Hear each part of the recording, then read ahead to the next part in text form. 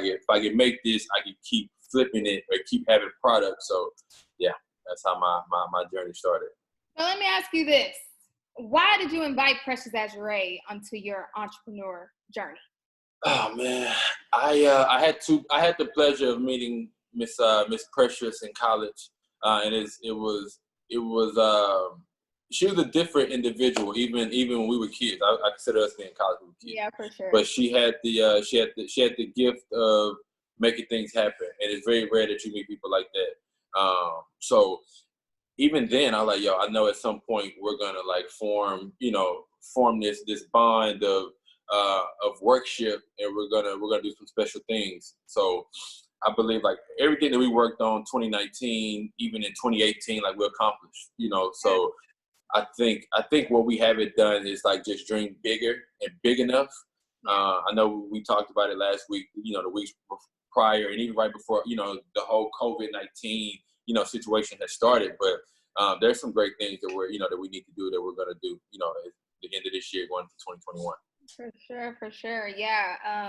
I know connecting with you on Lamar University campus back in the FMA days, fashion. Right, that's when it was all fashion. Like everything was about like, yo, what we wearing tomorrow? What color? Yeah. Like, it was all fashion. Coming up, I think you didn't hit the runway a couple times, Yeah, man. That's when I wanted to be a model. I didn't know if I wanted to be a model, or if I wanted to be behind or in front of the camera. It was like one for me. Yeah, so just to piggyback, so the intention of this whole Faith and Finesse Mastermind series, a couple things. Well, one, it's my birthday month. Not sure if you guys know, but Precious Azure Appreciation Month. They better know. You can Google it, check it out. But yeah, this is where I want to just give appreciation of my entrepreneurial journey, as well as invite people that I've met along the journey that I know can be able to add value and just help people in that time, because it's just pivoting is just a part of life in general. Yep. And I feel like right now we're being faced to be able to really pivot. And I use the words faith and finesse because, of course, we're inundated with a lot of fear that's around us right now. And I know a lot of us entrepreneurs that's really passionate and persevering about what we do, we're figuring out ways to get creative and stand strong and just get ahead of the curve. And so hopefully this conversation will, add value to everyone. And my apologies, I was supposed to do a moment of gratitude and just bless this space. So dear God, thank you for bringing us here today. Please allow everyone that is in this space right now to gain everything that they came for. Please allow everyone to be safe and stay at home, and just allow us to have a good time, good conversation, and for us to just be able to bring value to each other in our lives right now. In Jesus' name I pray, amen. So now, I listed a series of different titles when I introduced you. And we know, like, with this entrepreneurial journey, it's literally whatever you design or whatever you create. So walk us through the decision-making process for you when you decided to go from, working full-time for someone else and then being full-time Tay. Like, what were the things that you were thinking about before making that official decision? Absolutely. I believe I was motivated by my environment, around my atmosphere, the people that I was surrounded with at the time.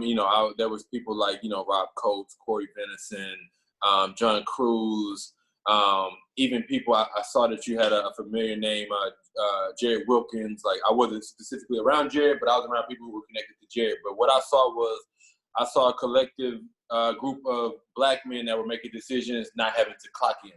And that's when I was like, yo, this is what I want my lifestyle to look like. This is what I want to represent. This is what I want to be able to show, other individuals like myself who maybe didn't go, and become like a big time athlete, or didn't go and get like the big degrees and things like that. Like, yo, you can still become the decision maker for for yourself and create your own legacy. So for me, it started, I think at the age of 27 was when I really vowed to myself, like, yo, this is the age where I don't want to make anyone else $1 before I can make my own.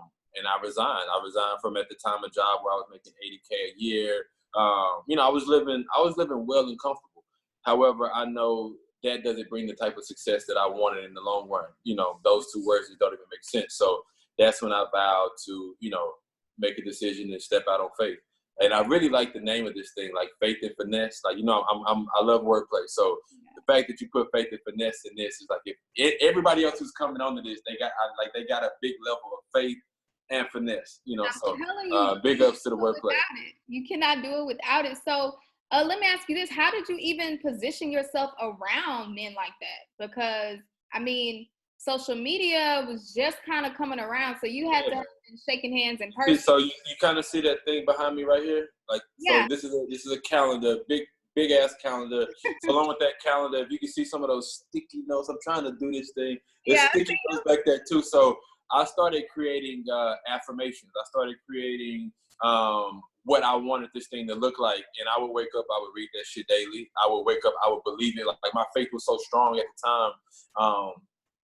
I say it often, but when the way I got connected to Corey Venison, which is in my opinion, one of, and still to this day, like just such a great, I call him a social entrepreneur, because it's like, it's very rare that you can meet somebody who is who they are digitally and who you hear about, but they're also that person in real life. Like they're also that social person. So, and I would wake up the time I was living in the Galleria area, and I got word that Corey was like working out at this gym and like Edo. So I was waking up daily, like every day, and I was going to this gym to work out. Come to find out he had a trainer. At the time, this guy's name was Don Cooper. And I'm like, yo, I just want to be in this mold. You know what I'm saying? Like whatever it takes, whatever this sacrifice is. And man, I was sacrificing. I'm paying $500-600 to this trainer just to train with CD, just to train. So that was like my early sacrifice. That was what pushed the needle, for me to like kind of, that's how I got into that circle that I was looking forward to getting into, and how I was able to surround myself with those guys. Yes, I'm so glad you brought up the word sacrifice, man, because when it comes to finessing, you essentially become like an avid risk taker. Like you're able to calculate risk at a very, frequent pace, and you just make a decision and believe in yourself to actually be like, I feel like I can do this. I think that word finesse gets misinterpreted often. Finesse is like, oh, in order for me to finesse, that means I finesse someone, or I finesse the situation. It's like, yo, I finessed, and within the finesse, there was a sacrifice too. Like, for me to do something, it takes me not doing other things. So, I definitely, I don't like it when that word is misinterpreted. Right. But it takes a lot of finesse. Yeah, that's why I used it too, because there's an art of finessing, and unfortunately it does have a negative connotation when people think you're trying to take something from them. When really you low-key trying to add value, and you just figure out the best way to do that. And finesse it's really nothing but strategy, but finesse, you got to have a little style and swag to go with it, where it's not looking like you trying to finesse. You know what I'm saying? It may not look like the art of finesse. You could get finesse and never know you were finesse. It's so many different things. So yeah, I definitely agree. So let me say this. I have to share, with this being Appreciation Month, I really want to share appreciation for you, and including me on your journey and being a part of just your ups and downs, and just really looking forward to what's coming next. But I can say one of the greatest things I think I've learned from you thus far is just how important it is to be connected to the culture. I didn't really know what that meant until I really started working with you and really understanding how you create influence and impact with the culture. Even just with managing relationships and being able to create experiences for people. Like, I mean, essentially it's about how you position yourself in the environment, but how are you able to really assess the people, know what they're looking for, and be able to like deliver? Like that's a skill. Yeah. I think the first thing is like, you gotta be the people. Like people tend to, and I'm one to always like put it out there, let it be known. Like sometimes like you may work for a company, or you may work with a group of people who want to connect to the culture, but it's like, yo, you now have to become the culture. So I've always integrated like, yo, I'm a part of the culture. So creating things and curating things that I would enjoy. Like you can't connect with somebody you can't connect with something that has no connectivity. So I would like, it's very simple, but and I say it often, like, I like to create things that if I like it, I feel like someone else would enjoy it, or at least have an ounce of curiosity to want to get to, seek information about it. So I keep it very simple. Wow. I mean, it's a skill because I feel like I'm aware of the culture, but I mean, I'm not necessarily always putting myself in the culture, but I feel like essentially I'm assuming due to you being a part of the nightlife entertainment industry, they really make up the culture in a sense. Yeah, I mean, the culture is driving force.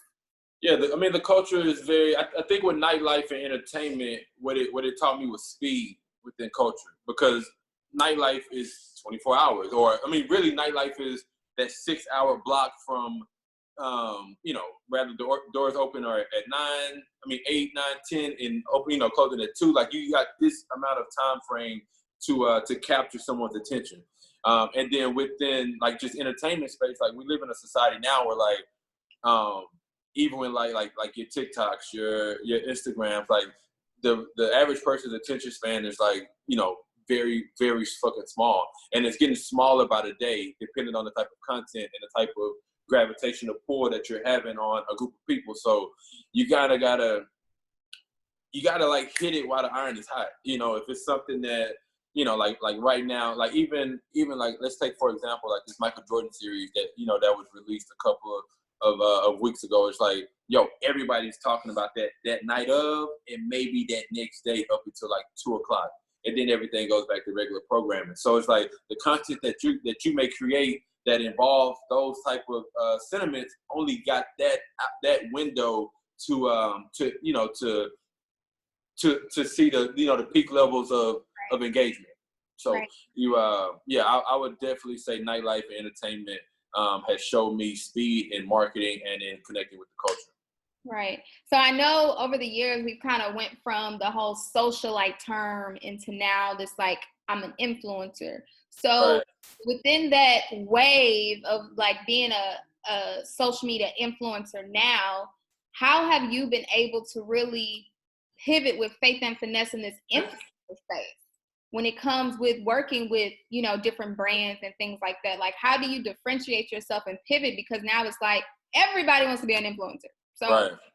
what makes you different? Like, how are you able to like finesse the situation?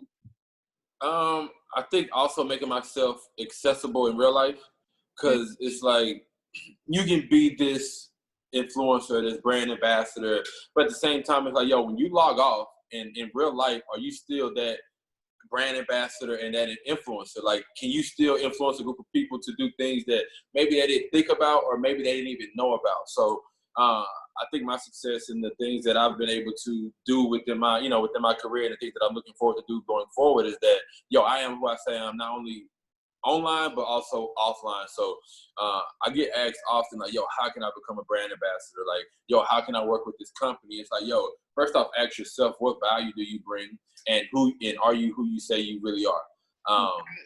And within that, man, you just kind of, like I say, it goes back to what we just talked about earlier with this calendar, with those notes. Like, you start, manifesting and creating the affirmations of what you want your involvement to be with, rather if it's with the company, with with just an actual influencer, or what is your actual movement, Right. So yeah, that's the best way that I get. Well, that's a great segue. What is your actual movement? What is your movement right now? What is the message that you're pushing to the people for the culture? For the culture, man. My message, I don't think my message has changed. I think within everything that's happening right now, it kind of has allowed me to repivot what I want the message to be, but it's more, demanding more from self, and being real with self. Like I said, the more movement is like, like at the end of the day, and I got this from CV, like the answer is always more, so rather if it's like more focus, if it's, financially, like more money, if it's more, more relationships, more family, more love, like everything should always be pivoted around more. And then within that, like, it helps and it just drives inner self to become greater. Nice. You're really good at what you do. The answers are just flowing out so fluidly. Look, I know when I log on here with Precious as a Ray, I got to come correct and I got to come right. And I saw the lineup, you know what I'm saying? I saw Twyla Porter on here. I saw Jared Wilkins. I saw you had Stacey. It's like, gotta make sure my part is right. You know, they gotta get the deals from me too. You showing up. So, okay, let's go a little bit deeper, right? So we all are trying to maintain our brands and maintain our presence, but we still go through life things and trying to pivot and grow and elevate and still learning more about ourselves. So I guess I want you to kind of highlight one of those major life pivots that you had to do while still trying to like make sure everything was maintained from a social media perspective. Like, how are you able to, I guess if you can think of a moment where you were like, man, I got to show up for Instagram, but I'm not really there. Like, I'm going through something right now. Like, what would you be open to sharing? Let me see. Do me a favor, because I know you're so good with your wordplay. Mm-hmm. Ask me that question, but ask it in a different way. Okay. Let's see. Give me a time where it was, you knew you had an obligation to show up for your people and for the culture, yet you didn't feel all the way Tay Mitch, right? Because we all go through different things. I think I can even, I mean, I'm not sure if it was even a down moment, but I'm sure you even becoming a father was a pivot and having to think about like, now how does this translate in this digital space? Like, I've never been a father before. I don't know how so what were some of those times? I know a lot of men can relate to you in that regard, of just really trying to be real and then also be a man about, perfect. Just so let's we could take some of that. I would say like, for example, like the month of July. Like the month of July for me is probably the most busiest month out of the year for me, calendar-wise. And the reason being is because, like you said, like family takes a strong toll that month. I have 2 family reunions to attend to that month. Not only that, there's me being a father, so me making sure, me having my daughter with me, during those time periods, along with still being, like I said, brand ambassador for such amazing companies and an influencer, amongst my peers and, the people that are around me, but also still want to do what Tay Mitch likes to do and what Tay Mitch loves to do. So I guess like the time, it goes back to not so much sacrifice, but understanding like, I may not get the sleep that I would really acquire or that I really, would love to get. But just knowing like, at the end of the day, like, you just got to get through it. Like knowing what the end goal, what the end of July looks like, going into like, this is going to be that season of, planting seeds, harvesting, like everything's all in one within this season, but knowing that nothing but greatness is coming out of it. I think it's just the mindset thing. It's you knowing, like this is kind of what I've been working for. This is what I've been working on, and this is the result of what I know I get out of this and what people around me are, know me for doing. So it's kind of just knowing what the finish line looks like. Yeah, that's a good point. Knowing what season you're in, because essentially, whenever you are building an online presence, the key word is building. Like you're trying to like you have to, consistency is a part of it all. So you can't necessarily fall off because things are getting harder or your time is getting lesser. Like it's forcing you to get creative and figure out how to manage and really asking yourself, how bad do you really want it? And right. And I mean, I think you made a good analogy. I kind of want to dive in on that analogy. It's like, this season you're the builder. Like the builder isn't the one that's coming home, like looking at the final product. The builder is like with the shovel, like the builder's the one that's going in, making sure like, the measurements are, all right. The builder's the contractor, the sun's beaming, but the builder's out there working. However, the builder will also become, the owner once everything is flourished, once everything's up, and now he can sit back and look through these glass windows and be like, I love it here. Like this was worth this entire process. So we may have to like use that analogy. Yeah, that was a good one. The builder, he was a part of the whole process. So Absolutely. He knows every in and out. And the other thing is too, when you sit back and look at what you built, it's crazy that you don't even care to be, on the window or your face plastered everywhere, because you're in it. It embodies you. This is me. People don't have to know, like Absolutely. So within this space of pivoting, I want to talk about how you're able to just pivot on a day-to-day with how you tell your story on Instagram. Like, I'm like, I seriously sit here and I'm like, what were we doing before Instagram? Or like, why is it so important now for us to really, because, you know, some people on the surface or that's not really into marketing themselves or their business, they're like, oh, you be on social media all day. Like, why? Why are you including people in your life? What is the most educated response to that question?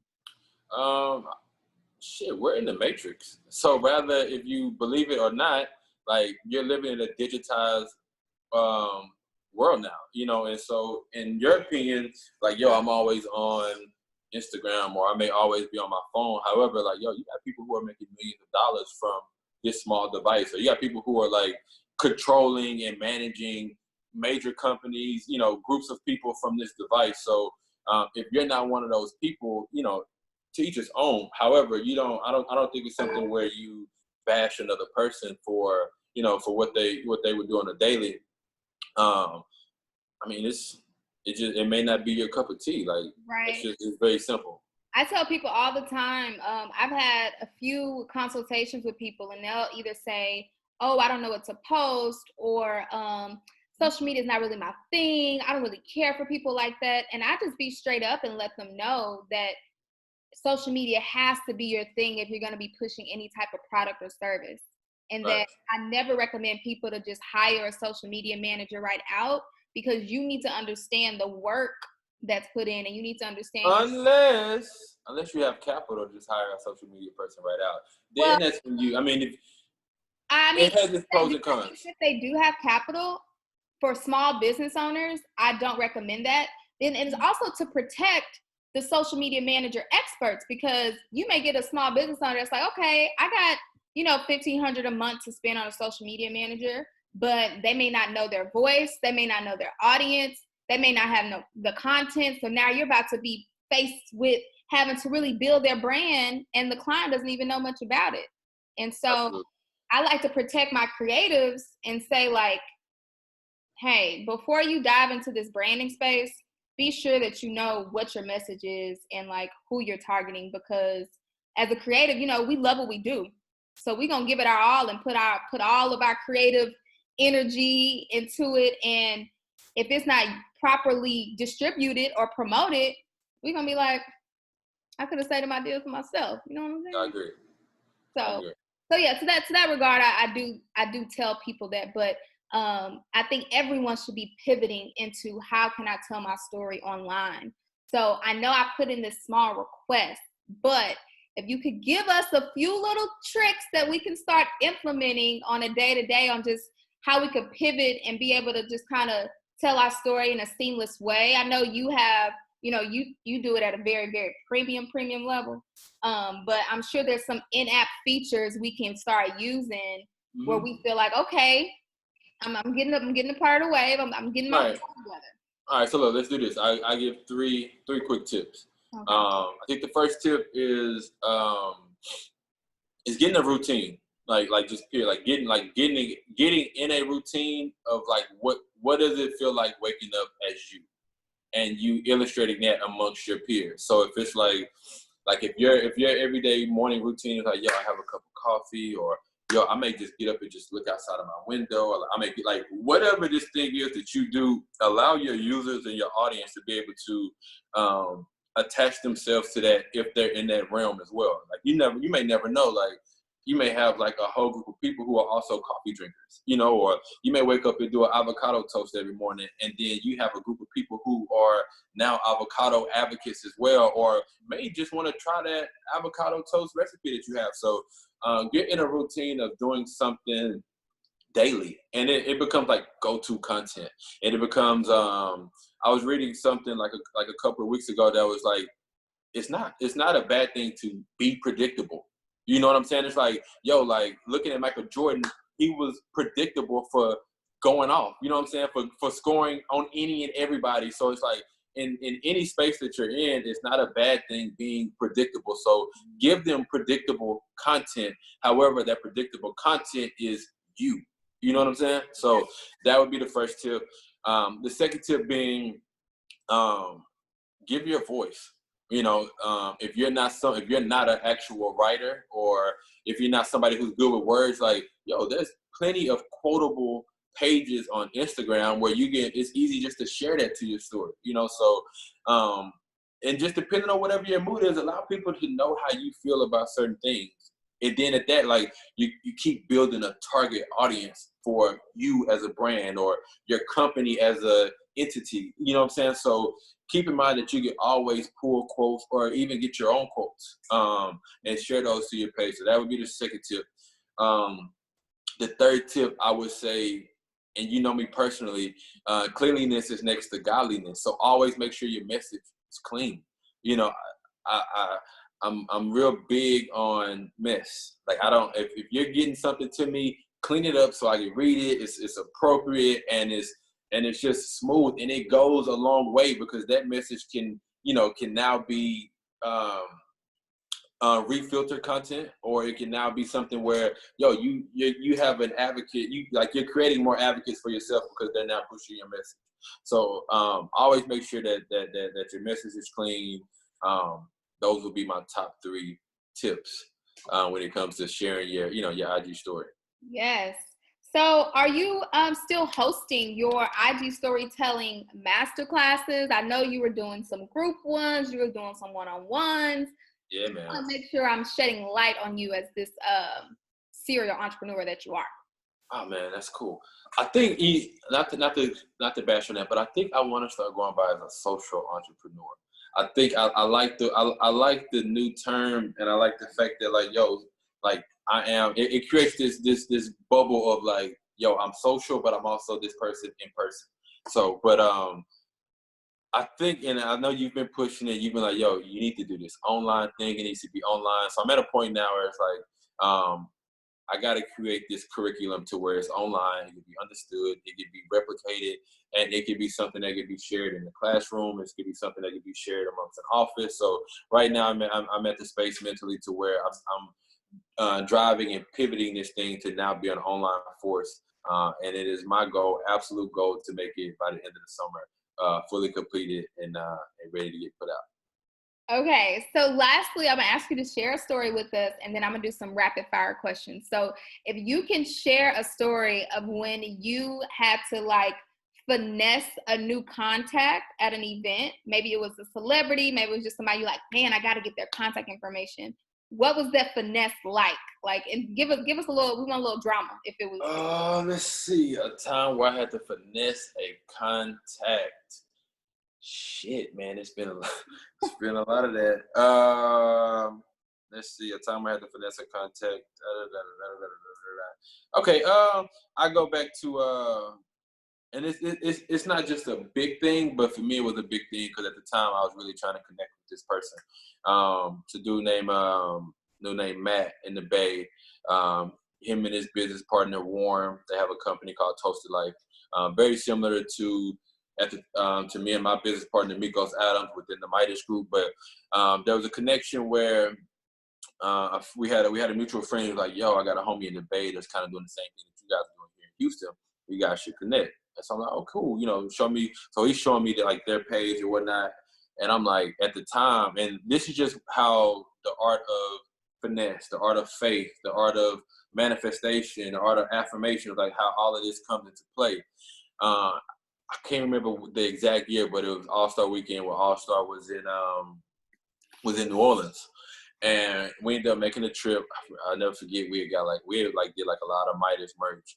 And fast forward, we're at this event. We're at this NBA event. As a matter of fact, it's the last night of the weekend, and we're at the event, and I see Matt through the crowd. I'm like, oh shit, you know what I'm saying? Like, let me go up and approach homie and say what's up. At the time, I'm low key kind of geeked because I'm like, this was a moment that I was kind of waiting for. And so upon me going, I'll never forget. There was a room where you couldn't get in unless you had a certain band. And so I think I approached it and the bounce. I'm like, I'm actually working with the NBA. I'm doing content. You know what I'm saying? I'm showing him. I had just did they had this board where if you tweeted something, the tweets went directly to the board. It was a live thing. And so like I never forget, I made like a tweet like, "Yo, sitting here at NBA weekend, da da da. It's a pleasure to work with, da da da." Just so I can get the tweet to go up, so I can get past the bouncer. Okay. So as the tweet goes up, I'm like, boom, all right, I got 30 seconds max because the shit's flying in fast. Me to get in here, boom. I do my thing. I show him like, yeah, man, I'm working with the thing. He's like, oh, all right, cool, man, no problem. And then from there, approach Matt, man. We end up linking. We end up, catching up on the mutual friend that we had. And from there, our relationship is like, it just like keep going to where now we're actually correspondents upon the Martell and the Avion brand within Ambassador. So, yeah, man, that was definitely a finesse moment that happened. Been a fly on the wall to see that. I got 30 seconds. You got moments, man, but it's so many of those moments, man. And I believe in this industry, not only in this industry, but in life, man, when you're trying to do certain things that you don't know how they're gonna play out, you don't know, like my whole thing is like, yo, I want to get myself to a point to where I'm driving $60,000 worth of, I'm making $60,000 net monthly, and it's like, yo, how am I gonna? It's like you don't know the answers to a lot of your questions. However, what you do know is I know how to make things happen. I know how to finesse certain things, and that finesse opened other doors, and it keeps opening other doors, and it's all a part of this finesse package. So you just kind of gotta like just keep opening the doors, keep climbing the ladders, and understanding like, yo, I'm gonna get to the gates of where I'm trying to take things. Okay, so here's to my rapid fire questions. All right, cool. Oatmeal or eggs? Eggs, scrambled. Audio book or real book? Real book, always. Text or talk? Talk, always. Shop in store or online? In store. The way my shit is, I gotta try shit on. Okay. Shoot, what was my other one? I just thought I was like, well, I'm asking this. Workout day or night? Day, so I get to enjoy my night. Okay. And what's the last thing you ordered on Amazon? Last thing I ordered. Let's see. Hold on. Let's see. This one's gonna be real. I can't fake this. The last thing I ordered, and it remind you what's going on right now. Everybody just ordering crazy shit. So, oh man, all right. Last thing I ordered on Amazon, and it's so crazy because they messed up my order. It was quizzes for couples. So it was like a book. We got couple questions, quizzes for couples. But your package may be lost, so they refunded me my money. But prior to that, it was a laptop desk tray to be able to work in the bed and things like that. But yeah. All right. Well, I appreciate that. Was good. I like the rapid questions. That's a nice little finishing touch right there. I see what you did. I have a craft of my own, I know how to Absolutely. Conversations. Absolutely. Look, Tay and I are supposed to do a cap series as of probably a year ago now. And so I need y'all to go ahead and hit him in his DMs and say, hey, we looking for the content. We need it. So then we can actually get it done. Get it done. I like that. So the cap series is coming soon. Yes. What should we look forward to? What else you want the people to know? Any encouraging words you want to leave us with? Man, we're gonna get through this. And if you've been affected, understand that you're not alone. If you haven't been affected, if you've been able to still thrive, if things haven't changed too much in your lifestyle, understand that you're extremely blessed. Understand you may have people around you that aren't as blessed. So I think this is the time that we take out to show gratitude, show appreciation, and just get to the origin of why we're here, and it's loving more. So with that being said, man, it's a pleasure to be on the show. You know what I'm saying? I'm definitely going to tune in. If you don't know me, if you're not following me, please dive in, check in with me on all handles at Taymitch, TayMitch with the _ thing, and connect, man. Let's like, you can ask me questions. I'm always willing to, figure out how we connect and how we can add value to one another. So for sure. Awesome. God bless you. And yeah, more to come, right? You know the vibes. All right. Have a good day, guys. Thank you so much. Bye.